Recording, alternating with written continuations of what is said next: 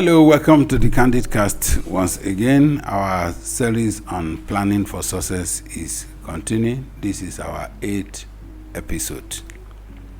And in this episode, we'll be talking about avoidable pitfalls in the planning process. There are pitfalls that we can avoid, and today we'll talk about how to avoid them. They come literally in every project. Before we go into the 8th episode, if you are a returning subscriber, I want to say thank you for staying with us. And if you are new, if it's your first time of tuning into the Candid Cast, I want to say you are welcome, and we encourage you to click the notification button, subscribe, like, and share so that it can reach more people. It means a lot to us. Thank you so much for doing that. Now, avoidable pitfalls in planning process. Everyone wants to succeed. Nobody sets out to fail. And literally everyone plans. We have said that some people plan without even knowing that they are planning, because it is said that those who did not plan for success have planned for failure. And it's bestowed on them. You would think, why will anybody plan to fail? But anybody that did not plan to succeed is holding a plan to fail in the hand, because nobody succeeds that has not made a plan for it. And when you are planning, there are some things that are setbacks that will come in the process that will make the plan either unachievable or abandoned or frustrated, things like that. But those things, they are avoidable. And that's what we are trying to look at, to those common pitfalls that can disrupt the process. We need to recognize them. We need to mitigate against them. And we need to know how to significantly enhance our effectiveness in the planning process. The first we will look at among those pitfalls are the lack of clear objectives. The one major pitfall is the absence of clear and well-defined objectives.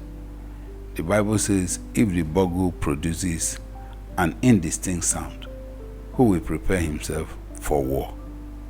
Without concrete goals, planning becomes aimless, leading to confusion and inefficiency.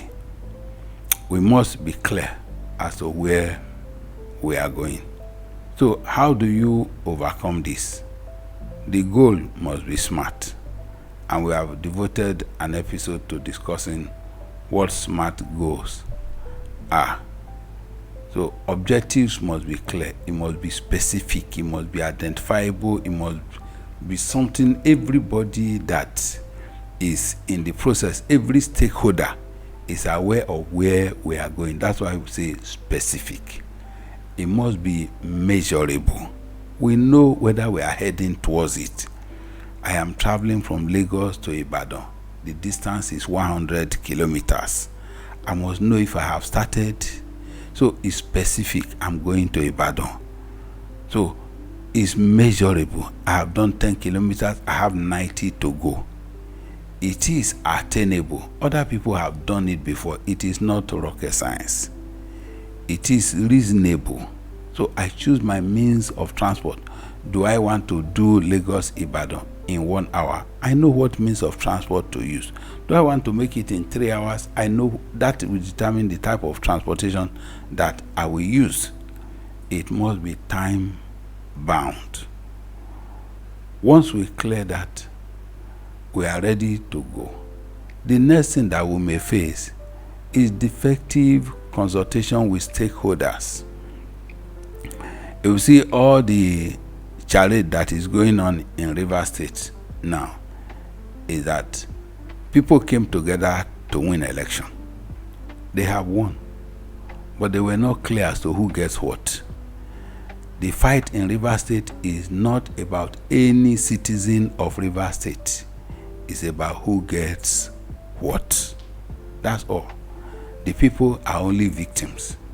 Development and the well-being of the people is suffering in the hand of people who are not clear on what each person should get. Maybe they did not consult enough, and maybe somebody was not straightforward to come up with, this is what I want to get when we succeed. So if the key stakeholders are not involved early in planning process, they may not buy into it. And if they don't buy into it, they will create resistance in the execution process. And they can even scuttle it like they have scuttled it in River State. You find that all those people were working, if I impeach governor and deputy, I will become governor. None of them have position anymore. Nobody is governor, nobody is deputy, nobody is House of Assembly member. Everybody is a loser in the process. And that's what happens when a process is scuttled. Somebody created it, but there is no winner. So let the key stakeholders be involved early and often. Incorporate their insights and feedback to give them a sense of ownership and commitment. Everyone that is involved in process should be committed to it, and this is what we want to achieve, and when we achieve it, this is exactly where we are going. Number 3 setback that you may find is inadequate data and research. So relying on incomplete or inaccurate data can lead to poor decision making. It is said that if you are not informed, you'll be deformed. So lack of adequate information can generate a deformed process. Unless we get enough information, our result will be an uninformed result. To overcome this, there is need to conduct thorough research. In the previous episode, I mentioned the role of research, information gathering, data collation, data analysis to know exactly where we are going. When this is done, you gather relevant data, generate an informed planning process that is all embracing, all encompassing.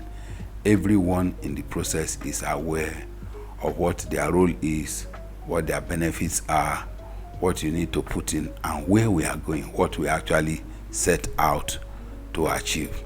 The 4th pitfall that I see is inadequate resource allocation. There's another common issue is underestimating the resources needed to execute the plan. This can lead to resource shortages and delay in project execution timeline or outright abandonment. This happens often. You see a lot of government projects, they start and they don't finish because nobody sat down to check exactly what is needed, taking all the interests involved in mind. And even in private projects, I recall when we are trying to build a place for fish processing, it looks like I was wasting resources until I gave the job to a team member. I said, okay, you handle supervision. And the person was able to find out that there was clear underestimation of the resources that are needed. You spend much more than you thought was needed for the project. So to overcome this, we must carefully assess what is needed, do proper allocation of the necessary resources, including time, the budget, and the personnel. Who handles what should be clear. Each person should be assigned to areas of his strength for the project to work out.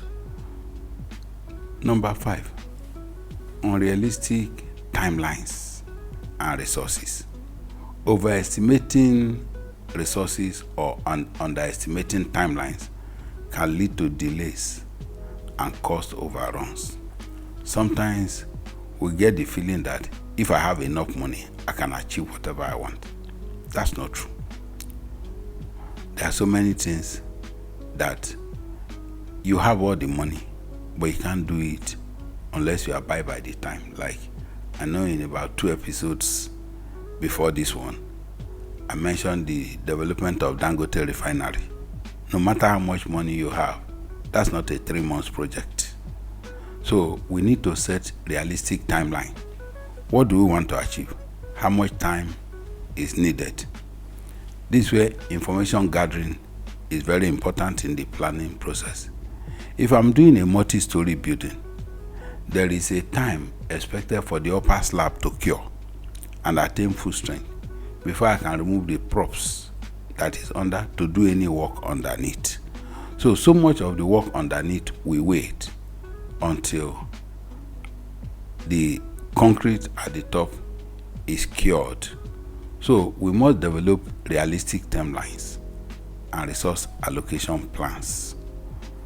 Number 6 in our list of setbacks that affect project planning: lack of flexibility.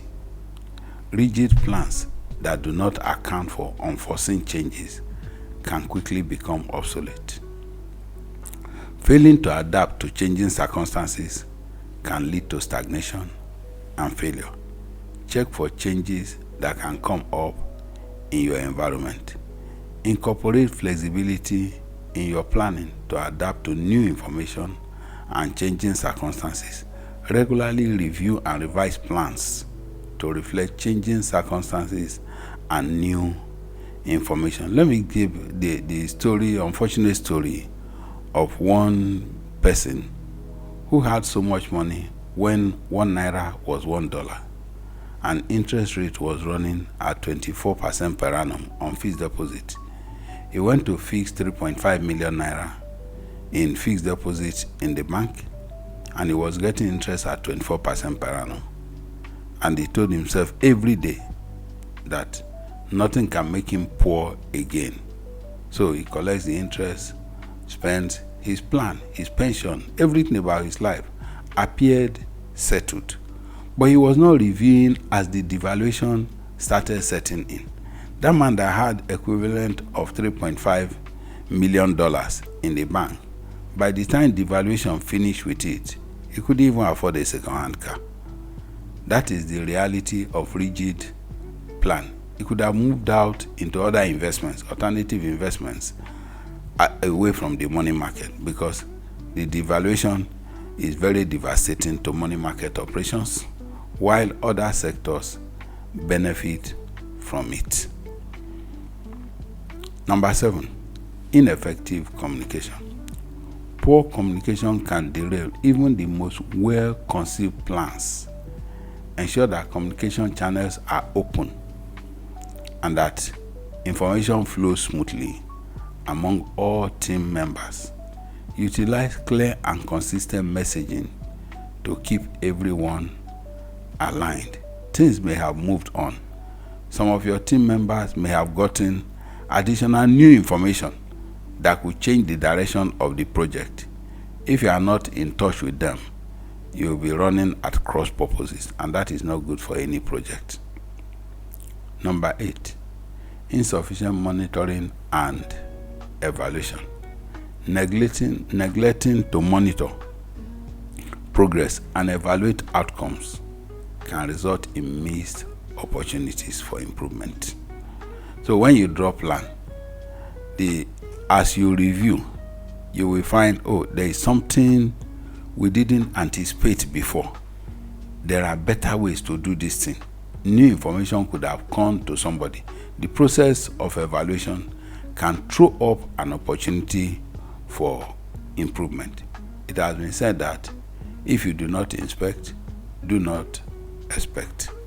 Establish KPIs and conduct regular reviews to track progress and make necessary adjustments. That willingness to change and adapt will bring advancement. If you are rigid, you stagnate. If you can change, you can adapt, you can advance, which is normal and necessary for every human being that is set out to make progress. Number 9, setback is overlooking risk management. Overlooking risk management. Failing to identify and mitigate risk can lead to unexpected obstacles. We must learn to conduct a thorough risk assessment, develop contingency plans to address potential issues proactively. I was discussing with somebody when the market in Lagos Island caught fire, and the man came and said, oh, plenty people died. I said, how will people die from market fire in the afternoon? Didn't they run out? If they lose their goods, they can always grow back. He said, no, it's not that type of death. Somebody that his shop is burned and his parking store is burned, is he not dead? I said, that is the way you view business. In planning to open shop, get parking store and all that, you didn't plan insurance into it. Some of this risk can be outsourced. Markets go up in flame. It is not new. It's something that has been happening and it will continue to happen. There is organization called insurance that can pick that aspect of risk. Anytime there is damage, there is tanker explosion, people lost their vehicles, they say government should come in, government has to do something about this. Because we have ignored insurance. Those are not the responsibilities of government. There are things we should anticipate in our planning process and outsource that risk. Insurance is a pool of funds from many people who will never suffer damage to compensate the few that may suffer damage. So if you insure, somebody said, I've been insuring for 5 years, I've never had any claim. It is not useful. No.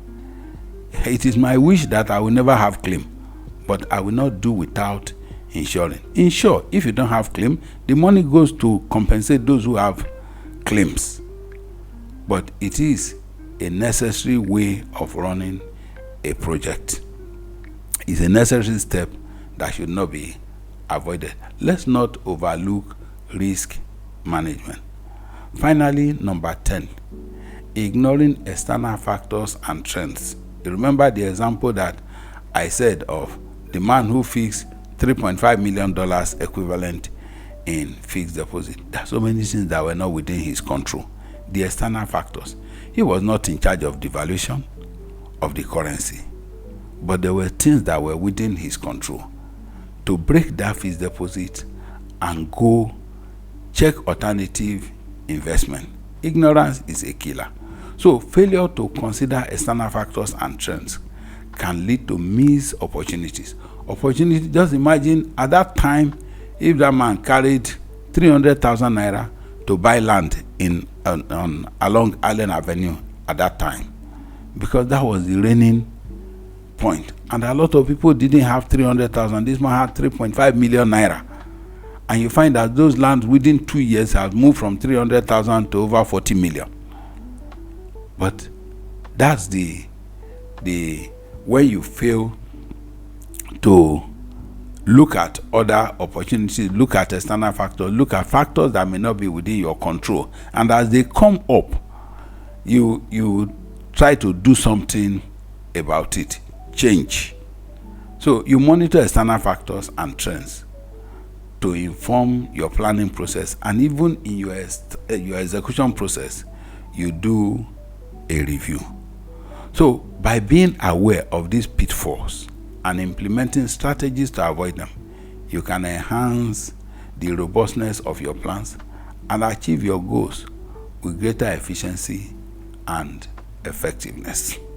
This is the point where we draw the curtain today on the Candid Cast. I hope and expect that it has been a blessing to you.